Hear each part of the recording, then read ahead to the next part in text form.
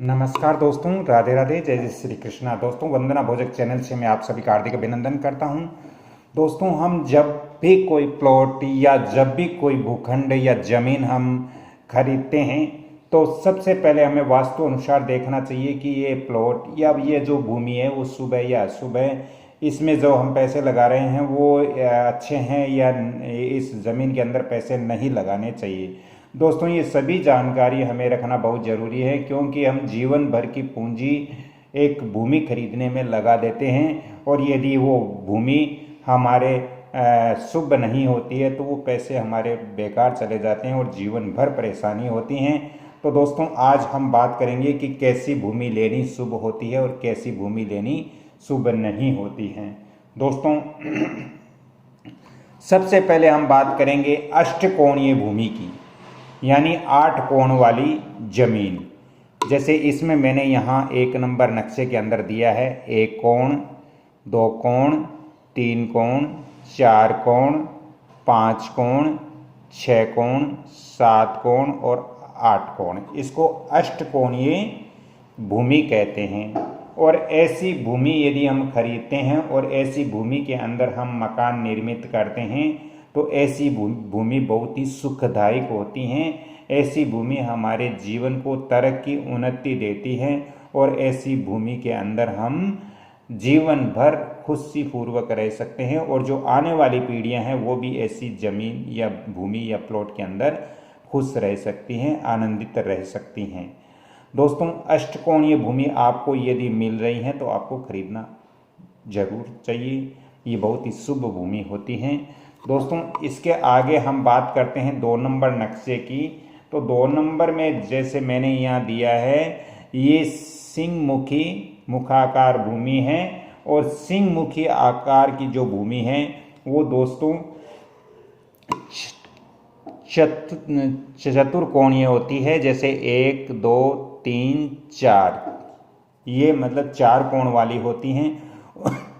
और ये आगे से दोस्तों चौड़ी होती हैं। आगे से इसकी जो चौड़ाई है वो बहुत ही ज़्यादा होती है, पीछे से इसकी चौड़ाई कुछ कम होती है।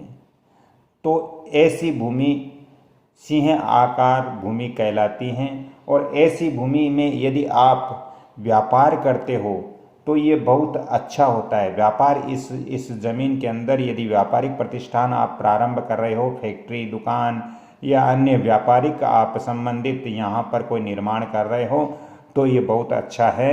लेकिन दोस्तों, निवास स्थान यानी आप यदि इसके अंदर घर बनाना चाह रहे हो तो ऐसी भूमि आपके लिए अशुभ होती है।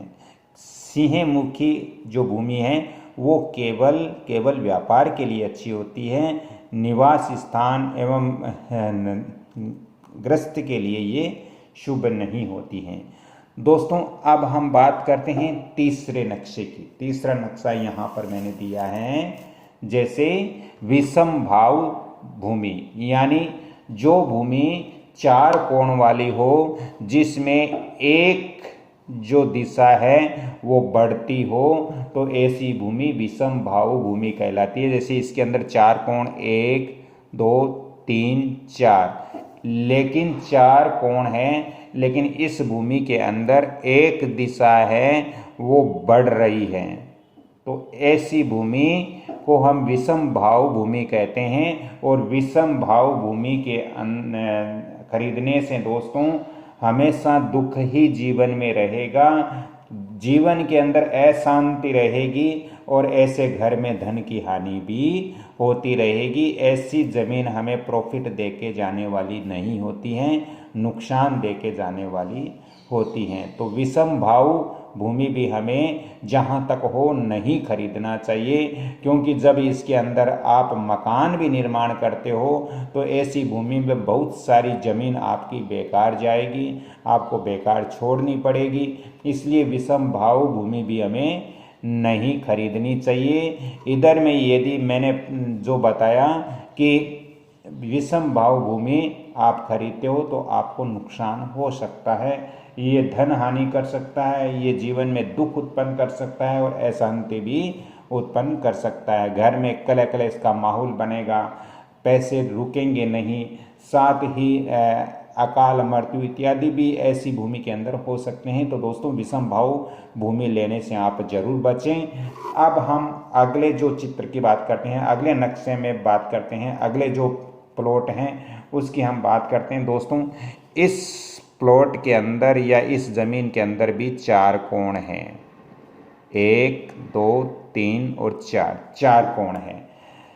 दोस्तों ऐसी भूमि जो एक दिशा यानी आपके आगे की जो दिशा है वो दोस्तों छोटी है और पीछे की दिशा बड़ी है, या फिर एक दिशा के अंदर एक दिशा आपके घर की, आपके जो ज़मीन है उसकी कट रही हैं, कोई भी दिशा यदि कट रही हैं, एक डायरेक्शन कट रहा है, तो ऐसी भूमि को चिमटा आकार भूमि कहते हैं। और ऐसी भूमि दोस्तों अनिष्ट फलदायक होती है, अनिष्ट फल देने वाली होती है। ऐसी भूमि लेने से बचना चाहिए, क्योंकि ऐसी भूमि भी हमारे जीवन को तरक्की उन्नति नहीं देती है। ऐसी भूमि जब हम ज़मीन खरीदते हैं, इसके अंदर मकान निर्मित करते हैं, तो ये भी बहुत ही अशुभ माना गया है।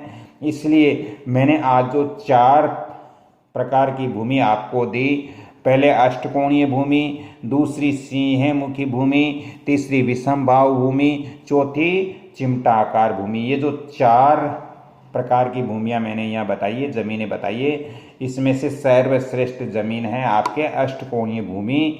और उसके बाद यदि आप व्यापारिक प्रतिष्ठान लगा रहे हो, व्यापारिक गतिविधि के लिए आपने जमीन या भूमि ली है, तो फिर आपको सिंह आकार भूमि लेनी चाहिए, गृह निवास स्थान के लिए नहीं लेना चाहिए। दोस्तों विषम भाव भूमि भी नहीं लेनी चाहिए, चिमटा आकार भूमि भी नहीं लेनी चाहिए। इसके अलावा अब आप पूछोगे कि सर हम मतलब निवास स्थान के लिए किस प्रकार की भूमि लें, तो निवास स्थान की भूमि आपको बिल्कुल दोस्तों वर्गाकार भूमि लेनी चाहिए, यानी जितनी जमीन की चौड़ाई है उतनी यदि जमीन की लंबाई हो तो ऐसी भूमि आप ले सकते हो, ऐसी जमीन आप ले सकते हो। इसको हम वर्गाकार भूमि कहते हैं, इसको भद्रासन भूमि या वर्गाकार भूमि कहते हैं, वर्गाकार भूमि कहते हैं। ऐसी भूमि समतल होनी चाहिए। दोस्तों वर्गाकार भूमि में भी 4 कोण होते हैं, 1 2 3 4, लेकिन ये चारों कोण बराबर होते हैं, इसमें कोई भी दिशा कटती नहीं है, जितनी इसकी लंबाई है उतनी इसकी चौड़ाई होती है। तो इस तरह का प्लॉट या इस तरह की ज़मीन आपको मिल रही है, इस तरह की भूमि यदि आपको मिल रही है तो आपको ज़रूर खरीदना चाहिए। इसके अंदर वास्तु अनुसार आप मकान भी निर्मित कर सकते हो और जीवन में सुख और संपदा भी प्राप्त कर सकते हो। ऐसे ज़मीन के अंदर कभी भी आपको धन संबंधित या घर में अशांति संबंधित या आपके व्यवसाय संबंधित किसी भी प्रकार की दिक्कत आपको नहीं आएगी। तो इस प्रकार की भूमि के अंदर आप निवास स्थान निर्मित कर सकते हो, आप अपना नवनिर्मित मकान निर्माण कर सकते हो। ऐसी ज़मीन आपको लेनी चाहिए। दोस्तों यदि आपको ज़्यादा ही आवश्यकता हो तो इसके लिए आपको अलग से चार्ज पे करना पड़ेगा। मैं आपको फ़ोन नंबर भी दे रहा हूँ। यदि आपको ज़्यादा ज़रूरी हो, आप किसी प्लॉट या किसी मकान या किसी आप व्यापारिक प्रतिष्ठान का निरीक्षण करवाना चाहते हो वास्तु अनुसार, तो इसके लिए मैं आपको अलग से चार्ज पे करना पड़ेगा। मैं फ़ोन नंबर दे रहा हूँ 7901718402। तो दोस्तों आगे हम बढ़ते हैं। तो ऐसे जो 5 प्रकार के मैंने यहाँ प्लॉट आपको भूमि आपको दिखाई है, इसमें रहने के लिए आपको सर्वश्रेष्ठ वर्गाकार भूमि अच्छी है, अष्टकोणीय जो भूमि है वो भी अच्छी हैं, और व्यापारिक प्रतिष्ठान के लिए आपको सिंहमुखी आकार की भूमि लेनी चाहिए। दोस्तों विषम भाव या चिमटा आकार की भूमि नहीं खरीदनी चाहिए। तो दोस्तों यदि ये जानकारी अच्छी लग रही है तो कृपया इस वीडियो को आप लाइक करें, शेयर करें, ताकि मेरा भी मनोबल बढ़ेगा और मैं आपको वास्तु और ज्योतिष की अन्य प्रकार की जानकारियां आगे भी आपको प्रदान करूंगा। पहले भी मैंने कमल किशोर भोजक चैनल और वंदना भोजक चैनल पर बहुत सारे ज्योतिष और वास्तु के वीडियो दिए हैं, वहाँ से भी आप जानकारी प्राप्त कर सकते हो। तो दोस्तों अगली कड़ी में फिर मिलता हूँ, तब तक के लिए मैं आपसे क्षमा चाहता हूँ। जय जय श्री कृष्णा, राधे राधे, धन्यवाद, जय श्री कृष्णा।